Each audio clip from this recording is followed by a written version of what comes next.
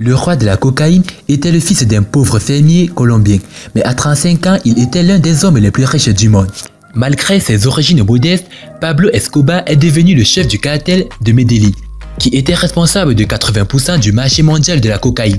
El Patron rapportait environ des millions de dollars par semaine de revenus, faisant de lui l'un des barons de la drogue les plus riches de tous les temps. Bien qu'il soit impossible de vérifier la richesse d'Escobar en raison de la nature de l'argent de la drogue, les estimations vont jusqu'à 30 milliards de dollars américains. Bonsoir et bienvenue à tous, chers éclaireurs. Aujourd'hui, dans cette nouvelle vidéo, nous allons vous amener à la découverte des faits que vous ignorez sur Pablo Escobar. Alors, si vous êtes prêts, on commence. Avant de commencer, n'oubliez pas de vous abonner et d'activer la cloche de notification, car cela va vous permettre de ne pas manquer nos prochaines vidéos. C'est parti.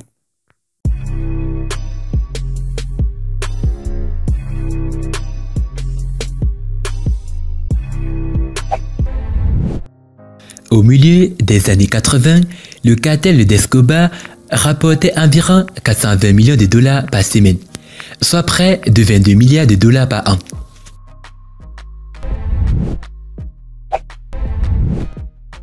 Escobar a fait la liste Forbes des milliardaires internationaux pendant 7 ans d'affilée, de 1987 à 1983.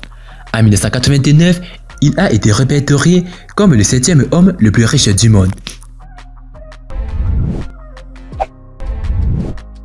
À la fin des années 80, il fournissait 80% de la cocaïne mondiale. Sa carrière criminelle a commencé en 1975 et le Colombien est rapidement devenu très célèbre.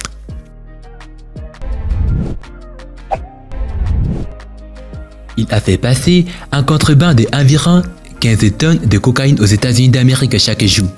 Selon le journaliste Loan Grillo, le cartel de Medellín a fait passer la majeure partie de sa cocaïne directement sur la côte de la Floride.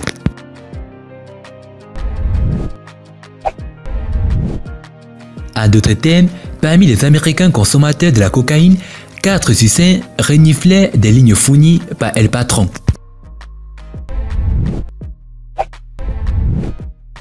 Le roi de la cocaïne a pris en compte une perte de 2,1 milliards de dollars américains de bénéfices chaque mois, mais cela n'avait pas vraiment d'importance. L'immense richesse d'Escobar est devenue problématique lorsqu'il ne pouvait pas blanchir son argent assez rapidement. Il a recouru à des tas d'argent liquide dans les champs agricoles colombiens, les entrepôts délabrés et dans les murs des maisons des membres du cartel.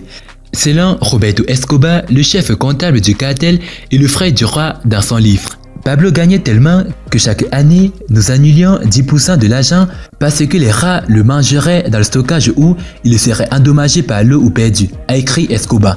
Ce serait environ 2,1 milliards de dollars compte tenu de la somme d'argent qu'il gagnerait.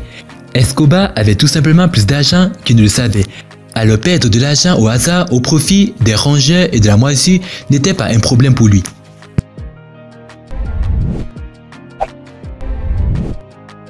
Il dépensait 2500 dollars en élastique chaque mois. Si cacher ou détruire la somme exorbitante était un problème, les frères étaient confrontés à un autre problème, plus élémentaire, organiser soigneusement les billets de banque. Selon Roberto Escobar, le cartel de Medellín a dépensé environ 2500 dollars par mois en élastique nécessaire pour maintenir ensemble les piles de factures.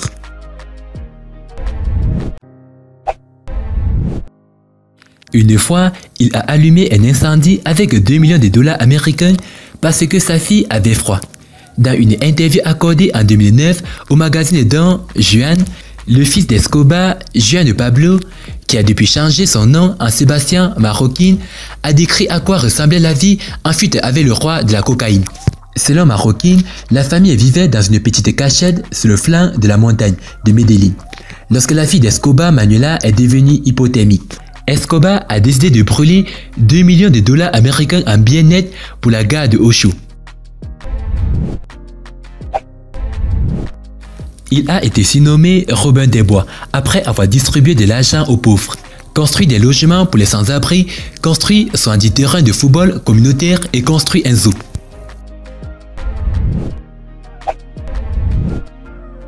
Il a conclu un accord avec la Colombie pour être emprisonné. mais dans une prison luxueuse. Il a construit et nommé la cathédrale. En 1991, Escobar était incarcéré dans sa propre prison qu'il a nommée la cathédrale. Au terme de son accord avec le gouvernement colombien, Escobar a été autorisé à choisir qui était emprisonné avec lui et qui travaillait dans la prison. Il pourrait également continuer à gérer son entreprise de cartel et recevoir des visiteurs. La cathédrale était équipée d'un terrain de football, d'un barbecue et de patio et se trouvait à proximité d'un autre complexe qu'il a construit pour sa famille. De plus, les autorités colombiennes n'étaient pas autorisées à moins de 5 km de sa prison. En fait, pour en savoir plus sur cette cathédrale, nous vous invitons à suivre la vidéo que nous avons faite sur les prisons les plus luxueuses du monde. Vous allez vraiment être étonné par cette prison. C'était les faits que vous ignorez sur Pablo Escobar. Et si vous avez aimé la vidéo, n'oubliez pas de liker au maximum et de la partager à vos amis. Et n'oubliez pas de vous abonner si vous êtes nouveau sur la chaîne. A plus sur une prochaine vidéo. Bye bye.